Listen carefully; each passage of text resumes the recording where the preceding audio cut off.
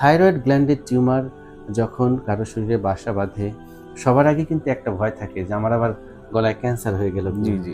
আপনার কি এরকম কোনো সংশয় ছিল? ওই ভয়টাই সর্বপ্রথম আমি পেয়েছি। আমাদের আচ্ছা, আচ্ছা। গ্রামে আরো ২ জন এরকম অপারেশন হইছে। হ্যাঁ। তারা একজন প্রায় ২ বছরের মতো ভুগছে।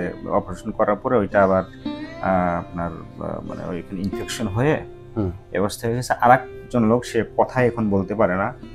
এই গলার অপারেশন হয়ে ফ্যাস, ফ্যাস শব্দ হয়, মানে শুধু ইশারা করে আর। এই চিত্রগুলো দেখার পর তো আসলে মানুষের আরো বেশি ভয় হয়, তাই না? জি। তো আসলে এই ভয়গুলোর জন্যই কিন্তু রোগীরা অপারেশন থেকে পিছিয়ে যায় এবং তারা এখানে সেখানে ছুটে থাকে। কোথায় গেলে একটু নিশ্চয়তা পাওয়া যাবে, কোথায় গেলে একটু ভরসা পাওয়া যাবে। সেই ভরসার জন্যই সে মূলত শেষমেশ আমাকে নির্বাচন করে। তা আপনার কি অভিজ্ঞতা হলো?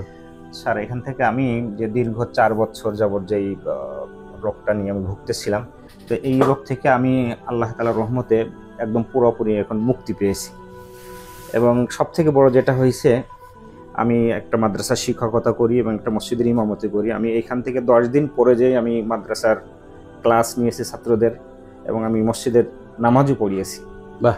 এবং আমার ছাত্ররা এবং আমার মসজিদ যে মুসল্লি তারা বলছে এত তাড়াতাড়ি সুস্থ হয়ে গেলেন। তো এখন মোটামুটি আমি আলহামদুলিল্লাহ আপনার কাছ থেকে সেবাটা পেয়ে আপনার কাছে অনেক কৃতজ্ঞ এবং আল্লাহ তাআলার কাছে আমি শুকরিয়া আদায় করতেছি।